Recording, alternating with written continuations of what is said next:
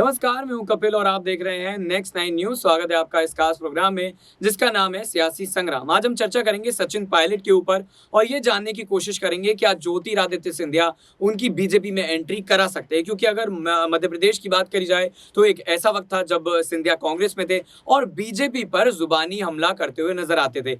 आज वही वक्त सचिन पायलट के पास है, सचिन पायलट के साथ है, क्योंकि पायलट भी नरेंद्र मोदी को लेकर तमाम तरह की बयानबाजी करते हुए नजर आते हैं और स्थिति जो है वो कहीं ना कहीं फिलहाल पायलट के लिए सिंधिया से बुरी है, क्योंकि पायलट 2018 में जब चुनाव कांग्रेस को लड़ाते हुए नजर आते हैं, यानी कि उन्हीं की अध्यक्षता में चुनाव लड़ा जाता है और जब कहीं ना कहीं कांग्रेस पार्टी जीत हासिल कर लेती है, उस समय सीएम गहलोत के नाम को लेकर चर्चा की जाती है, मतलब मुख्यमंत्री उन्हें बना दिया जाता है। और ये बात कहीं ना कहीं सचिन पायलट को नागवार गुजरी, लेकिन उस वक्त उन्होंने बड़ा विरोध नहीं किया। वो चाहते थे, अगर चाहते तो उस वक्त ऐसा कर सकते थे। लेकिन आपको ये भी बता दें कि साल 2020 में जो है वो एक बार फिर बगावत के तौर पर सचिन पायलट जो है वो राजस्थान छोड़कर तमाम जगह पर चले जाते हैं। इस दौरान प्रियंका गांधी उन्हें मना लेती हैं।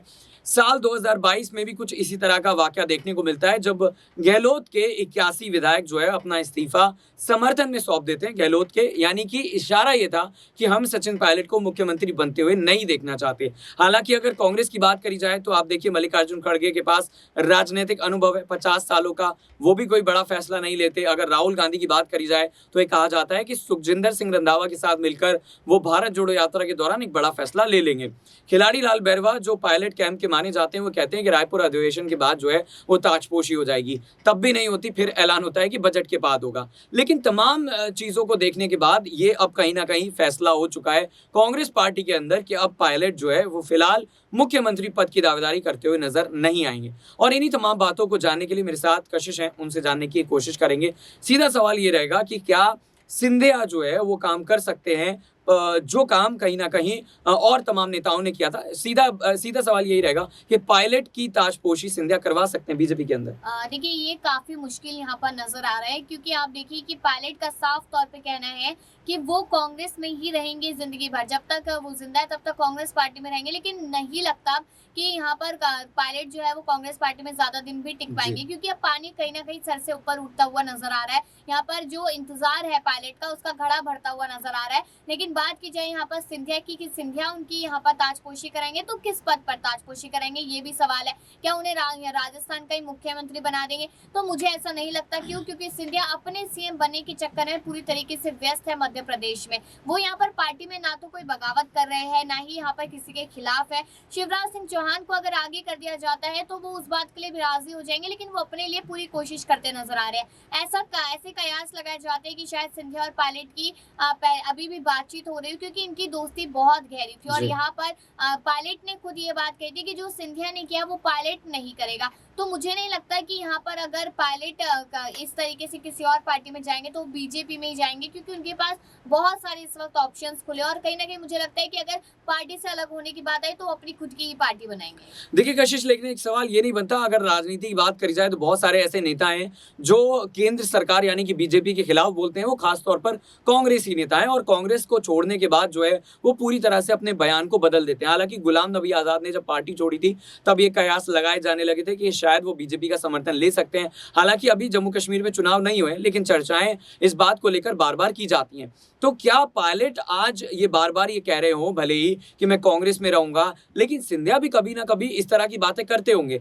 तो आपको क्या लगता है कि केंद्र में एक बड़ी जिम्मेदारी अगर उन्हें दी जाती है, जिम्मेदारी मुख्यमंत्री को लेकर हो सकती है? आप देखिए कि बीजेपी की केंद्र में सरकार और कहीं पर भी उन्हें कोई बड़ा पद दिया जा सकता है, तो तब भी कहीं ना कहीं पायलट इस तरह की बातें करते हुए नजर आएंगे। देखिए यहाँ पर बात रही अगर गुलाम नबी आजाद की, तो आप देखिए कि गुलाम नबी आजाद यहाँ पर जिस तरीके से कयास जमकर लगाए जा रहे थे, और वो कयासों का दौर अभी भी जारी है। और कयास तो ये भी लगे थे कि वो कांग्रेस में वापसी कर सकते हैं, लेकिन फुल स्टॉप उन्होंने लगा दिया।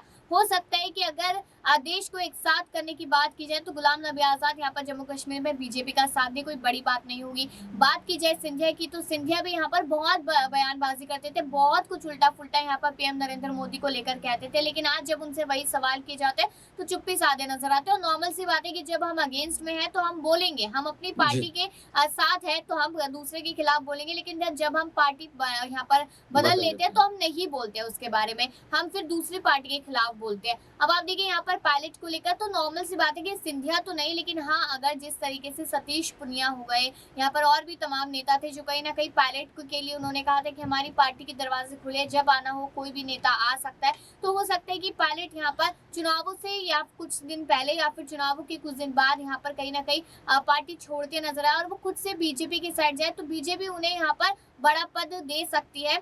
मुख्यमंत्री का तो नहीं कहा जा सकता, तब नहीं कहा जा सकता जब कांग्रेस पार्टी जीत जाती है। अगर कांग्रेस पार्टी नहीं जीतती तो यहाँ पर फिर बीजेपी पायलट को जरूर राजस्थान में आगे करेगी या फिर शायद ना भी करे, क्योंकि बीजेपी जीत गई और बीजेपी को फिर जीतने के बाद किसी से कोई मतलब नहीं है कि कौन नेता नाराज होगा कौन नहीं होगा। तो इसी तरीके के तमाम कयास यहाँ पर लगाए जा रहे हैं। बिल्कुल, एक यहाँ पर यह भी बड़ा सवाल बनता है, अगर राजस्थान की बात करी जाए तो बीजेपी भले ही काफी बेहतर स्थिति में हो, कांग्रेस फिलहाल उस स्थिति में नजर नहीं आ रही है। राहुल गांधी की लोकसभा सदस्यता रद्द की जा चुकी है। ऐसे में क्या सचिन पायलट इस बड़ी बात का फायदा उठा सकते हैं? क्योंकि दिव्य मदेरणा से लेकर तमाम ऐसे नेता हैं, विधायक हैं, मंत्री हैं जो कहीं ना कहीं बार बार ये कह रहे हैं कि देखिए पायलट को अगर मुख्यमंत्री नहीं बनाते हैं तो उसका नुकसान ये तो हुआ कि सरकार चली जाएगी, बल्कि कहीं ना कहीं ये भी हो सकता है कि ये जो तमाम नेता हैं, तमाम विधायक हैं, वो बीजेपी में जा सकते हैं। तो आपको लगता है कि राहुल गांधी की सदस्यता जाने का फायदा तमाम विधायक और नेता उठा सकते हैं कांग्रेस में? देखिए फायदा नहीं उठाएंगे यहाँ पर तो वो लोग, बल्कि ये कह रहे हैं कि हमें सिंपैथी यहाँ पर मिलेगी, लोग हमारे साथ आएंगे और ये चीज जो एक सदस्यता गई है उसको यहाँ पर इमोशनल कार्ड की तरह खेला जा रहा है और आने वाले समय में भी इसी तरीके से खेला जाएगा। बार बार ये कह रहे हैं कि मोदी डर गए इसलिए राहुल की सदस्यता रद्द करा दी, मोदी डर गए क्योंकि राहुल गांधी पीएम बन सकते थे। तो ये सारी बातें यहाँ पर की जा रही है। तो मुझे नहीं लगता है कि यहाँ पर कोई भी विधायक या कोई भी सांसद इसका फायदा उठाएगा। फायदा पूरी पार्टी को नॉर्मली ऊपरी तौर पे मिलता हुआ नजर आ रहा है, लेकिन यहाँ पर अब ये देखना है कि जो मान लीजिए कि जो बीजेपी पार्टी उनके सामने अब कौन सी चुनौतियां है, बीजेपी पार्टी किस तरीके से किस रणनीति पे यहाँ पे चुनाव लड़ेगी। क्यों? क्योंकि आम आदमी पार्टी भी राजस्थान में मैदान में उतर आई है, जगह जगह रैलियां करने के अनाउंसमेंट हो चुके हैं भगवंत मान के साथ, यहाँ पर आकर चट्टा के साथ।